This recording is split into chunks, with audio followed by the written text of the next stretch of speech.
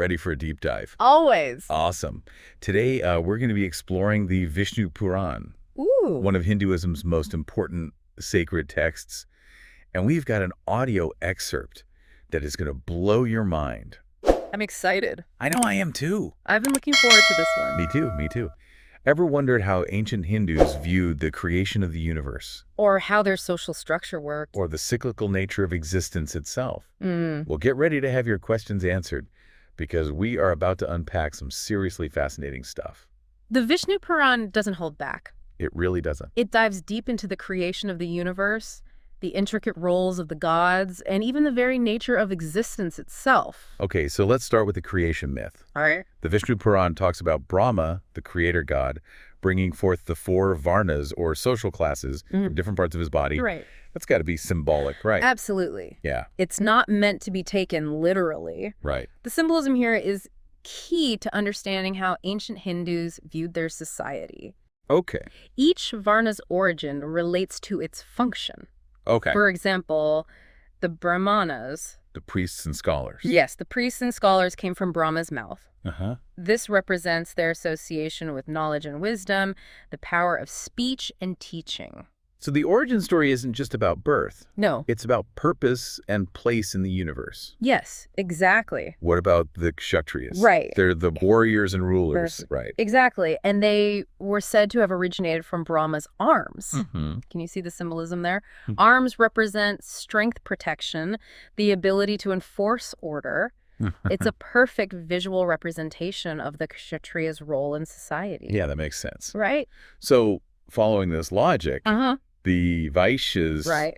the merchants and farmers, Yeah. must come from the legs, maybe? Close. Okay. They're said to have come from Brahma's thighs. Okay, the thighs. Yeah, the thighs represent sustenance, the generation of wealth and resources. Uh-huh. Think about it. The thighs are powerful. Yes. They support the whole body, just like the Vaishyas Mhm. support society through their economic activity. Oh, I see. Right. So that leaves the Shudras. Yes. They're associated with labor and service, so maybe they came from Brahma's hands. You're getting warmer. Okay. The Shudras are said to have originated from Brahma's feet. Okay. This symbolizes their role as the foundation of society, the ones who support everyone else. Yeah.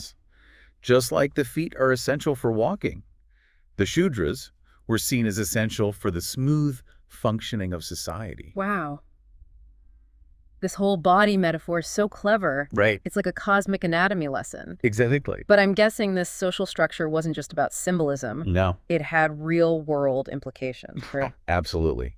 And it's important to understand that this system, while fascinating from a symbolic perspective, has also been the source of social inequalities throughout history. Yeah. But that's a conversation for another time. The Vishnu Puran, however, is more focused on how each Varna is crucial for the performance of yajna, or sacrificial rituals, which are central to maintaining cosmic order. Okay, yajna. Right? That's a term we hear a lot in Hindu texts. Yeah. It sounds pretty important. Yeah. What's the big deal about yajna in this cosmology? Yajna is like the lifeblood of the universe, according to the Vishnu Purana. Yeah. It's the vital force that nourishes the devas, The gods. the gods, and keeps everything in balance. Hmm. Through yajna, humans actively participate in maintaining that balance, Okay. ensuring rain's prosperity and even attaining liberation. So it's like a give and take relationship with the cosmos. Yes. Humans perform yajna and the universe responds with blessings. Right. But there's more to it than just rituals in there. Right. It's about fulfilling one's dharma, one's duty for the well-being of everyone, including oneself. Uh-huh. Each varna has its own dharma, its own set of responsibilities that contribute to the cosmic order. Okay. So performing yajna isn't just about pleasing the gods. It's about playing your part in the grand scheme of things. You know, this is where things get really interesting. Okay. The Vishnu Puran talks about a time, the Satya Yuga, Yes. or Golden Age, where humans had 8 extraordinary cities, Right. or supernatural powers. Superpowers, you say. Superpowers. Now you've got my attention. They're pretty amazing. I bet. Imagine a world where humans could just enjoy the taste of food without actually eating it, Wow. or experience constant contentment and fulfillment. That sounds pretty amazing. Those are just 2 of the 8 cities. Wow. Those are some seriously cool powers. Yes. If we had those today, imagine how different the world would be. It would be very different. But why don't we have them anymore? Right. What happened? Well, the Vishnu Purana explains that as time progressed Okay. and we moved into later yugas, Uh-huh. these powers gradually diminished because of the influence of kala, Kala. which means time. Okay. It's as if time itself had a kind of erosive effect on human capabilities. So like a cosmic battery slowly losing its charge. Yeah, exactly. But why would time have this effect? Right. What is it about time that would cause these powers to fade? That's a great question, and the Vishnu Puran doesn't offer a simple answer. Okay. But it does suggest that as these powers waned, Uh-huh. fear and insecurity crept into the human experience. Makes sense. Without those amazing abilities, humans had to find other ways to feel safe and secure, Which led to? to some pretty significant changes. Okay. The Vishnu Puran describes how humans began building fortified cities for protection and started developing skills like agriculture and craftsmanship to ensure their survival. That's fascinating. Yeah. It almost mirrors the trajectory of human civilization, Uh-huh. from hunter-gatherers to settled societies. Right. It's like we traded our superpowers for tools and technology. And the Vishnu Puran gets super specific about this. Okay. It mentions 17 types of grains and 14 medicinal plants that were created for sustenance and use in yajna. We're talking about staples like rice and barley and powerful herbs like sesame and kidney beans. So we lost our superpowers, but we gained agriculture and medicine. Right. I guess every age has its trade-offs. Yes. But it's incredible how this ancient text connects cosmic events with the practicalities of human life. Now let's move on to a pivotal figure in Hindu mythology. Okay. Rudra, who's also known as Shiva. Okay. The Vishnu Puran tells a pretty dramatic story about his birth. Okay. He emerged from Brahma's anger when creation wasn't progressing as intended. Talk about making an entrance. Right. What was it about creation that was frustrating Brahma so much? It seems the universe wasn't quite teeming with life yet, Uh-huh. and this lack of procreation sparked Brahma's anger, Mhm. which, according to the Vishnu Puran, led to the birth of Rudra. Okay, so Rudra is born from frustration. Yes, That's kind of intense. it is. What does that tell us about his role in the cosmic narrative? Right. What does he represent? Rudra embodies duality, a concept that's central to Hindu thought. He's described as being half male and half female, and his energy manifests in various forms, representing creation, destruction, and transformation. Wow. He's a complex and powerful deity who represents the ever-changing nature of existence. Whoa. So we have Brahma the creator, Yes. Vishnu the preserver, Uh-huh. and Rudra representing both creation and destruction. It's like Right. a cosmic balancing act. It is. But if Rudra embodies both creation and destruction, Yes. how does that play out in the universe? I mean, doesn't that make him unpredictable, maybe even dangerous? Yeah, that's a question that has fascinated Hindu scholars for centuries. I bet. And the Vishnu Puran offers some insights into how this duality manifests in Rudra's actions and his role in the cosmic order. But to understand that, we need to delve into lineages, Okay. the family trees that connect the gods and explain the continuation of creation. Okay. Cosmic family drama. A little bit. Sign me up. I'm ready for more. All right, let's do it. Let's go. Okay. The Vishnu Puran traces the lineage from Brahma to the first Manu Swambhuva and his wife Shatrupa. Okay. Think of Manu as the first human, the progenitor of humankind. He and Shatrupa had some pretty important offspring children who played key roles in populating the universe. Okay. Their names were Priyavrata, Uttanpada, Pasuti, and Akuti. Wow. So it's like a cosmic family tree, Yeah. but on a universal scale. We're going to have to memorize all these names. Don't worry, there won't be a quiz at the end. But these names represent key lineages that connect the divine to the human. Okay. For instance, Prasuti married Daksha, a major figure in Hindu mythology. Okay. Their daughters are said to have married Devas gods and Rishis sages, further weaving together this intricate tapestry of the cosmos. So it's all about connections. Yes. The gods, the sages, the first humans, they're all intertwined. It's like a giant cosmic family reunion. And within this cosmic family, there's one figure whose story is particularly intriguing. Okay. Lakshmi, the goddess of wealth and prosperity. Ah, Lakshmi. Everyone loves Lakshmi. Right. But her story in the Vishnu Puran Yeah. is a bit different from what I've heard before. Okay. It says she's the daughter of Brigu and Shadi, Right. but I thought she emerged from the churning of the ocean. That's a great observation. Yeah. And it highlights the fascinating layers of symbolism in Hindu mythology. Right. Lakshmi, as the eternal consort of Vishnu, exists both within specific lineages and as a universal principle. Okay. It's not about choosing one story over the other, Mhm. but understanding the different aspects of her divine nature. So she's both a daughter in this cosmic family and a cosmic force in her own right. Exactly. That's pretty cool. But why is she associated with Vishnu? Right. What's the connection there? Their connection is profound and multifaceted. Okay. Lakshmi embodies not just material wealth, but also speech intellect and auspiciousness, Uh-huh. all qualities that are essential to Vishnu's role as the preserver. So she's not just about money. That's actually really inspiring. It's like she represents the abundance of the universe in all its forms. Exactly. Mhm. And that abundance can manifest in so many ways as wealth, knowledge, wisdom, good fortune, and even spiritual enlightenment. This deep dive is really shifting my perspective on Lakshmi. Good. I'm starting to see her as a symbol of all the good things life has to offer, not just material possessions. That's the beauty of delving into these ancient texts. Yeah. They offer so many layers of meaning, and the more we explore, the richer our understanding becomes. I agree. But remember, we were also talking about Rudra and his dual nature. Right, right. The Vishnu Puran uses the lineage of Manu to illustrate how this duality plays out in the universe. Oh, right. Yeah, We got sidetracked by Lakshmi's fascinating story. it is a good one. It is. So how does Manu's family tree connect to Rudra's duality? Well, Manu's sons and daughters and their offspring go on to populate the universe with a wide array of beings, both benevolent and destructive. This diversity of creation reflects Rudra's dual nature, showing how creation and destruction are intertwined and necessary for the cosmic bands to continue. So it's not a battle between good and evil, No. but a balancing act between opposing forces. Exactly.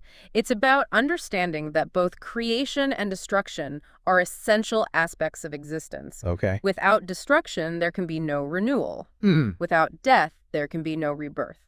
That's a profound thought. Yeah.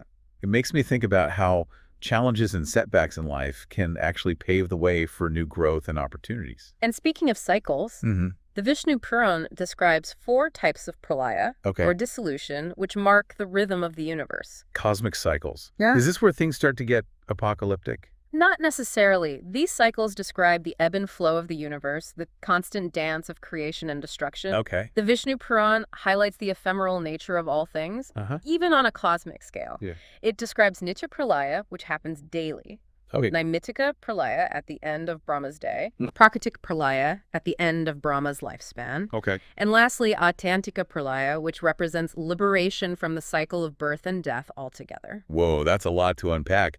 Daily dissolution. Brahma's lifespan ending. It makes you realize how small we are in the grand scheme of things. It's certainly humbling, but it's also a reminder that change is the only constant. Right. Even the universe itself is subject to cycles of creation and dissolution. And through it all, Vishnu is there preserving the balance. Right. Exactly. Vishnu's role is to ensure that even amidst destruction, there's the potential for renewal, for a new cycle of creation to begin.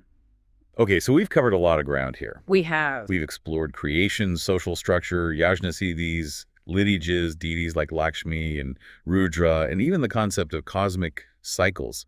My head is spinning a little bit, but in a good way. It's a lot to take in. It is. It's amazing to get a glimpse into this ancient understanding of the universe. And it's just the tip of the iceberg. I bet. The Vishnu Puran is full of fascinating stories, philosophical insights, and spiritual wisdom. But before we get completely lost in the cosmic depths, Right. let's bring it back to our listener. Mm-hmm. What are some key takeaways from all this? All right. What's the so what of this deep dive? Good question.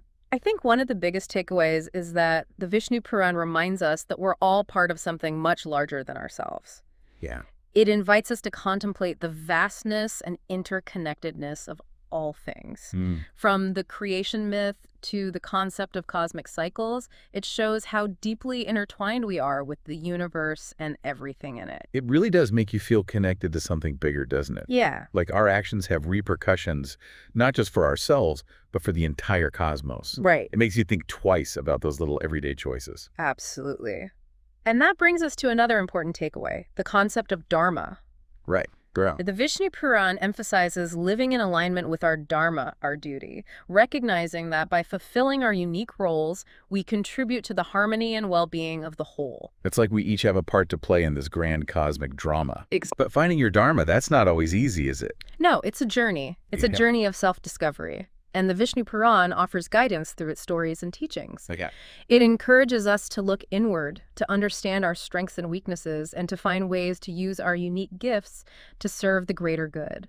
The idea of yajna also really stood out to me. Yeah. It's not just about rituals, it's about actively participating in maintaining cosmic balance Right. through our actions and intentions. Exactly. It's about recognizing the interconnectedness of all things and understanding that our thoughts, words, and deeds have a ripple effect throughout the universe. And what about those cities? Those amazing superpowers? I have to admit, I'm still a bit envious of those. I understand that. Yeah. The story of the cities raises some fascinating questions about human potential. Yeah. It suggests that true fulfillment might lie not in external pursuits or superpowers, but in cultivating our inner qualities, those inherent capabilities that connect us to something greater than ourselves. So instead of wishing for the power to walk through walls or become invisible, Right. maybe we should be focusing on developing qualities like compassion, wisdom, and courage. Exactly. Those are the qualities that truly empower us to make a positive impact on the world. Yeah.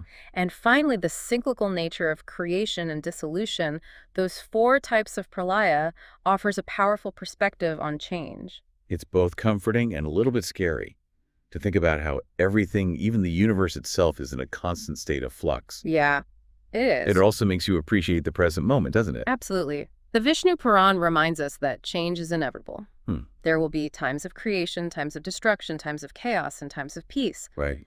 But through it all, there's a deeper order at play, a cosmic dance that continues eternally. And that dance is guided by Vishnu the Preserver, who ensures that even amidst destruction, there's always the potential for renewal, for a new beginning. Yes. So as we wrap up this deep dive into the Vishnu Puran, I'm left with a sense of awe and wonder, but also a feeling of hope and possibility. That's the beauty of exploring these ancient texts. Yeah. They offer us timeless wisdom that can guide us through the complexities of life, offering solace, inspiration, and a deeper understanding of our place in the universe. This deep dive has given me so much to think about. I'm glad. It's like opening a window into a whole new way of seeing the world. And that's exactly what we hope to achieve with the deep dive. To spark curiosity, to challenge assumptions, and to inspire our listeners to explore the richness and depth of human knowledge. So to our listener, we leave you with this final thought. Okay. As you go about your day, consider the vastness of this cosmology and its intricate connections. How does this ancient understanding of the universe resonate with your own worldview? What insights or questions does it spark for you? And how might these ancient teachings guide you in navigating the complexities of life in the 21st century? Thanks for joining us on this deep dive into the Vishnu Puran. Until next time, keep exploring, keep questioning, and keep seeking knowledge. That's a wrap.